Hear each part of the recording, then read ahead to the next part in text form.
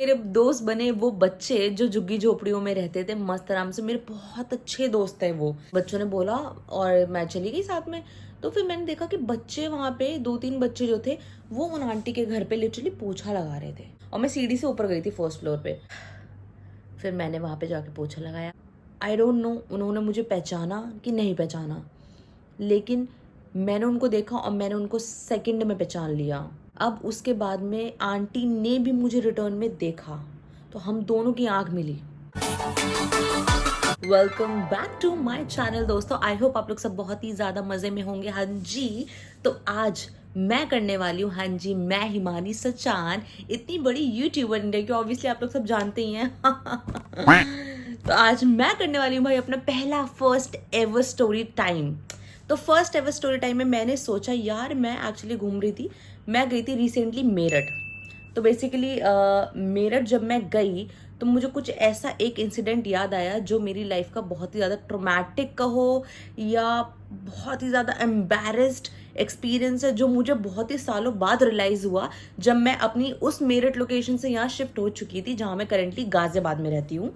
So yes, उस incident को share करने का एक ही रीज़न है कि भाई मैं मतलब बताना चाहती हूँ दुनिया को कि इसमें कोई बुराई नहीं है, लेकिन एट द सेम टाइम मैं खुद एम्बेरस्ड हूँ उस एक्सपीरियंस को शेयर करने के लिए, क्योंकि ये ऑलमोस्ट आई थिंक पता है कितनी पुरानी बात है, ये जब मैं 5th स्टैंडर्ड में थी, ये तब की बात है, ये तब की बात है, इतनी पुरानी बात है। और ये मेरे घर वालों को मैंने आज तक नहीं बताया था। अभी मैंने अपेरेंटली 1 साल पहले अप्रॉक्स अपने घर वालों को बताया। घर वालों में भी पापा को नहीं पता है, सिर्फ मम्मी और भाई को पता है। तो आप लोग सोचोगे ऐसा क्या मैं बताने वाली हूँ भाई, जो इतना भी बड़ी क्या बात हो सकती है भाई। हाँ जी, हो सकती है वो बात, और वो मैं आपको बताऊंगी तो आप लोग भी दंग रह जाओगे भाई। तो बेसिकली लेट्स स्टार्ट। तो भाई ये बात है 2000 पता नहीं कितने की बात है, लेकिन मैं 5th स्टैंडर्ड में थी। अब 5th स्टैंडर्ड का मतलब है, मतलब कि 2016 में मैंने अपनी 12th स्टैंडर्ड खत्म करी थी। तो आप कैलकुलेट कर लो, ठीक है। 5th स्टैंडर्ड, बल्कि 5th की बात नहीं है, ये 4th स्टैंडर्ड की बात है जब मैं यहाँ शिफ्ट भी नहीं हुई थी। तो अपनी 5th स्टैंडर्ड तक, अक्टूबर के महीने तक मैं थी मेरठ में, ठीक है। अब मेरठ में क्योंकि पापा का ट्रांसफर वहीं पर ही था तो मैं वहीं पर ही थी, और हम न्यू घर में शिफ्ट हुए थे अपने, और वहाँ रहते रहते 6 मंथ्स ही मुझे हुए थे। और वहाँ पे वो बहुत ज़्यादा मतलब डेवलप्ड, वहाँ पे वो घर वर नहीं थे, प्लॉट थे मोस्टली। तो क्या होता है कि जो कंस्ट्रक्शन में थे, अंडर कंस्ट्रक्शन, तो वहाँ पे झुग्गी झोपड़ी वाले लोग रहते हैं, जो वही पेंटिंग के लिए जो कंस्ट्रक्शन काम कर रहे होते हैं, वही वहाँ पे शिफ्ट हो जाता है अपनी फैमिली के साथ में। तो बेसिकली मेरे दोस्त बने वो बच्चे, हाँ जी, सेक्युलर, ऑब्वियसली मी सेक्युलर। तो भाई मेरे दोस्त बने वो बच्चे जो झुग्गी झोपड़ियों में रहते थे मस्त आराम से। मेरे बहुत अच्छे दोस्त हैं वो, लिटरली कि मैं स्कूल से आने के बाद में उन्हीं के साथ ही घूमती फिरती थी, उनके घर भी जाती थी झुग्गी में, लिटरली। और ये मम्मा को बातें पता है क्योंकि मम्मा मुझे मार मार के झाड़ू से लेके आती थी। अब क्योंकि वहां अराउंड में कोई दोस्त नहीं थे भाई, तो मैं तो छोटी थी ना, मैं तो भाई सेक्युलर हूँ, मुझे क्या पता ये सब नहीं, ये वो थोड़ा लिमिटेशन, ये नहीं घर नहीं जाया जाता, बात कर लो, लेकिन घर थोड़ी जाते हैं भाई। तो मैं घर भी चली जाती थी उनके। तो ऐसे भाई शुरुआत हुई मेरी दोस्ती हुई इन बच्चों के साथ में। होंगे 5 6 7 8 बच्चे, लड़कियां लड़के सब मिक्स, मेरी छोटे छोटे एज के ही। तो मैं उनके घर झुग्गियों में जाती थी। झुग्गी का मतलब आप समझ लो लिटरली स्लम, जो ब्लैक कलर का पॉलिथिन का नहीं बना होता है वो, उस टाइप का स्लम भाई। तो अब यार मतलब मैं बहुत ज़्यादा रिच फैमिली से नहीं हूँ, बट लेकिन एक नॉर्मल मिडिल क्लास फैमिली से हम लोग, उस टाइम की जो सिचुएशन थी वो कुछ ऐसी थी, ठीक है। तो उस टाइम पे अब क्या होता है कि जब मैं मतलब वहाँ रहने लग गई, जब मैं मिलने लगी उन दोस्तों से, तो मैं उन्हीं के साथ ही घूमती थी फिरती थी, इंजॉय करती थी लाइफ को और फुल पावर। और जहाँ वो जाते थे वहाँ मैं जाती थी, जो भी वो करते थे वो मैं करती थी। उनके घर पे चाय भी मैं पी के आई हुई झुग्गी में, हाँ जी। मम्मी को ये बात अभी तक नहीं पता है, वो व्लॉग के थ्रू ही देखने वाली है, स्टोरी टाइम के थ्रू मेरे। तो भाई एक बार क्या हुआ कि लिटरली वहाँ पे जो घर होते हैं, बड़े बड़े जो घर होते हैं, तो वहाँ पे लोग कोठी बोलते हैं उनको बेसिकली। तो उन कोठी में से एक घर वहाँ पे ऐसा था, जो वो बच्चे वहाँ जाते थे, गए वो बच्चे वहाँ पे, मैं भी साथ में गई ज्वाइन करते हुए। ऑब्वियसली मुझे क्या पता ये वो कुछ कहाँ क्या करने जा रहे हैं क्या नहीं, मेरे दोस्त थे, मैं साथ में गई, जहाँ मैं हर जगह साथ में घूम रही थी तो मैं वहाँ पे भी घूमी साथ में। तो जब मैं वहाँ साथ में गई तो भाई हमारे घर पे एक्चुअली मम्मी हमें लंच में कभी भी ब्रेड जैम सैंडविचेस ये सब चीज़ें तो नहीं देती थी, हमें सीधा नॉर्मल पराठा सब्जी ये सारी प्रॉपर देसी आइटम मिलता था, ठीक है। अब भाई मैं तो फूडी हूँ ही बचपन से, जाहिर सी बात है, अब आप समझ ही गए होगे मैं किस बारे में, ये बेसिकली फूड से रिलेटेड है। अब आप सुनते जाओ केवल। तो भाई जब मेरे वो सारे दोस्त लोग गए उन आंटी के घर पे, वो मेरे घर के पीछे वाली गली के पास ही एक पार्क था, वहाँ पे उन आंटी का घर था प्रॉपर्ली, अच्छा खासा बहुत बड़ा सा घर, कोठी। तो वो मेरे सारे दोस्त वहाँ पे गए। अब वो आंटी कुछ आई थिंक डे होता था शायद उस दिन, वो कुछ ना कुछ खिलाती थी बच्चों को, ब्रेड बटर और ब्रेड जैम फ्रूटी ये सब चीज़ें देती थी और वॉफल्स टाइप की चीज़ें। तो मैं साथ में चली गई खाने के लिए, उन बच्चों ने बोला और मैं चली गई साथ में। तो फिर मैंने देखा कि बच्चे वहाँ पे 2-3 बच्चे जो थे वो उन आंटी के घर पे लिटरली पोछा लगा रहे थे, पोछा बेड के नीचे पोछा। वो मुझे सिर्फ एक ही रूम और उससे अटैच्ड एक और शायद किचन था जो भी था, तो वो मुझे उतना पोर्शन ही याद है केवल। और मैं सीढ़ी से ऊपर गई थी फर्स्ट फ्लोर पे।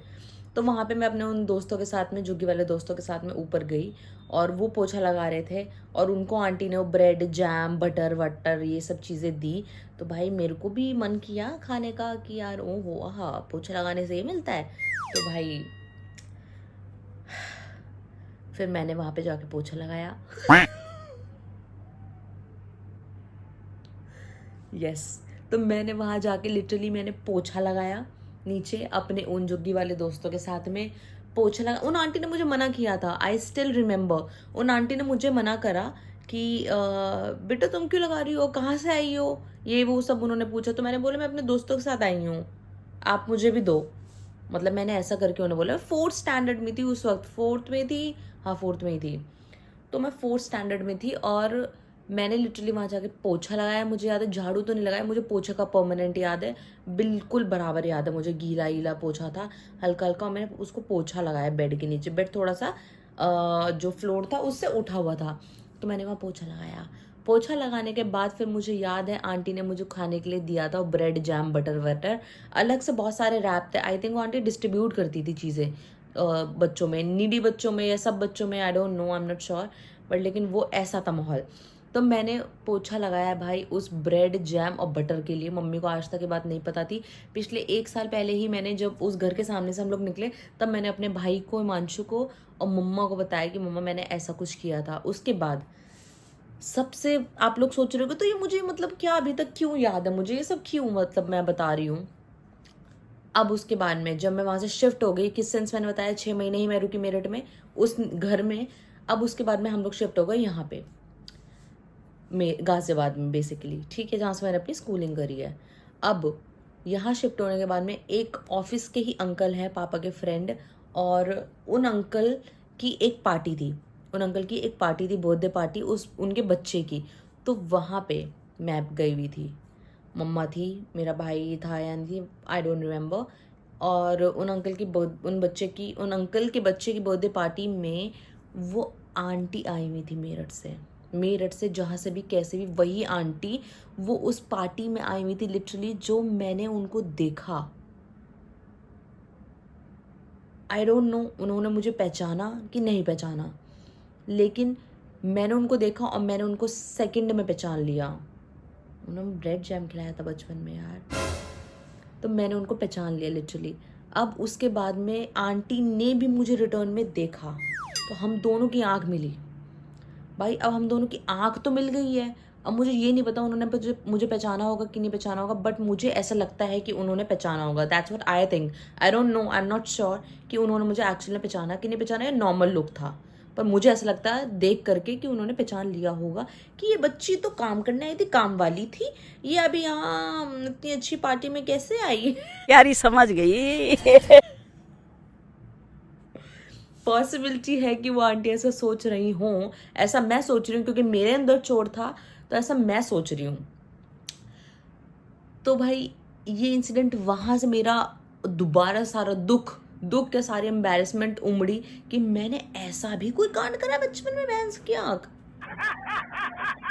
तो भाई तब मुझे समझ आया, तब मुझे लगा, तभी मैंने फिर मम्मी को मतलब और हिमांशु को बताया कि भाई मैंने ऐसा बचपन में किया था, पोछा लगाया था किसी घर पे ताकि मुझे ब्रेड और जैम और बटर मिल जाए और फ्रूटी मिल जाए। और तो उसके बाद में तो भाई ये इतनी बड़ी बात थी क्योंकि वो आंटी बेसिकली गरीब बच्चों को या जिनको भूख लगती थी या जो गरीब थे बच्चे उनके लिए वो खाना हर सैटरडे फास्टिंग कुछ करती थी और वो बांटती थी उन बच्चों में खाना पाना। तो उन बच्चों ने आके पोछा क्यों लगाया मुझे नहीं पता, पर मैंने देखा देखी उनका कि तुम पोछा लगा रहे हो, तुमको ये भी लगाने को, चलो मैं भी लगाती हूँ। मैंने बात कभी मम्मी को नहीं बताई, मैंने कभी भी मम्मा को ये बात नहीं बताई है लिटरली। तो भाई पता है क्या, इतनी सारी चीज़ें हैं मतलब मैं यहाँ बताने अगर बैठी ना तो पता है ये वीडियो बहुत लंबी हो जाएगी, जो मैं नहीं चाहती हूँ एक्चुअली। तो ये मेरा बहुत ही ट्रॉमेटिक इंसिडेंट है। आई डोंट नो पापा ये व्लॉग अगर मेरे देखेंगे तो पापा को पता चलेगा कि भाई ऐसी भी गरीबी हमने नहीं दी थी बच्चों तुमको कि तुम्हें पोछा लगाना पड़े किसी के घर जाके तो भाई मैंने लिटरली पोछे लगाए उन आंटी घर पे, मुझे बहुत अच्छा लगा। मैं अपने दोस्तों को यार मतलब बहुत एडमायर करती थी जो करते, तो मुझे उसमें कुछ गलत नहीं लगा उस टाइम पे। बहुत छोटी बच्ची थी, अभी मुझे नहीं लगता कि मेहनत करके खाने में कोई बुराई है। बट हाँ ऐसे क्योंकि मैं गरीब तो नहीं थी जो मैंने गरीब बच्चों के साथ मिलके गरीबी में पोछा लगाया, फिर ब्रेड जैम के लिए वो भी। तो भाई आप देखो मेरी मासूमियत की, मैंने ब्रेड जैम के लिए पोछा भी लगाया। मैं अपने उन झुग्गी वाले दोस्तों के साथ में बराबर गई उनके घर पे, काम किया मैंने, उसके बाद मैंने अपना ब्रेड एंड बटर अर्न किया। पूछा मैंने पापा को समझना पड़ेगा यार, बच्चा हार्ड वर्किंग है, अब वही है, लेकिन अब समाज को कौन बताएगा तो भाई ये मेरा बहुत ही अजीब सा इंसिडेंट है। मुझे आज मैं सोचती हूँ ना कि यार मैं मतलब ब्रेड और बटर जैम के लिए मैंने मतलब पोछा लगाया जाके यार उन बच्चों के साथ में, उन बच्चों ने मुझे मना नहीं करा। मतलब वो भी तो मेरे जैसे ही थे ना, छोटे मोटे, वो उनको क्या पता, जैसे मुझे नहीं पता। तो सिमिलरली मतलब उन आंटी ने मेरे को मना किया था। आई स्टिल रिमेंबर, उन आंटी ने मुझे बोला था बेटा आप कहाँ से आए हो, आप क्यों ये कर रहे हो। उन आंटी ने मुझे बोला था बात, मुझे याद है अभी भी, कि वो मुझे मना कर रही थी पर मैंने लगाया था अपने बच्चों के साथ में, अपने बच्चों के साथ में, दोस्तों के साथ में। तो भाई ये वो बात थी जो मुझे बहुत ही एम्बैरेस लगती है आज मैं हंसी से बताना शुरू हुई हूँ, अदरवाइज वो बचपन की मेमोरी मेरी मैंने वो कभी नहीं बताई थी मम्मी को किसी को नहीं बताया था मैंने। घर पे आके मस्त मैं अपने रूम में चली गई थी और पता नहीं क्या क्या करने लग गई थी मैं, जो भी था, लेकिन मैंने ऐसा किया उस दिन, उस दोपहर को अपने दोस्तों के साथ, झुग्गी वाले दोस्तों के साथ। And I miss you my झुग्गी वाले दोस्तों। पता नहीं तुम लोग कहाँ होगे, क्या कर रहे होगे। आई होप तुम लोग कुछ आगे बन गए हो, बड़े पढ़ लिख गए हो, कुछ कर रहे हो। बहुत अच्छे दोस्त थे मेरे वो, बहुत अच्छे। मैं मतलब उनके साथ में उन लड़कियों का मेकअप भी देखती थी, उनके पास क्या क्या था, रबर बैंड अपना दे भी देती थी उनको मैं चुपके से। फिर मम्मी मुझे डांटती भी थी, मारती भी थी बहुत ज़्यादा। लेकिन बहुत ही ज़्यादा ये मेरी सीक्रेटिव मेमोरी थी जो आज मैंने डिसाइड किया कि I will share it with you guys on my channel. और आज का दिन है बेसिकली 11 अप्रैल। तो 11 अप्रैल को मैंने ऐसा सीक्रेट रिवील करा है आपके साथ में जो मेरा बचपन का मेरे दिल के अंदर दफन था।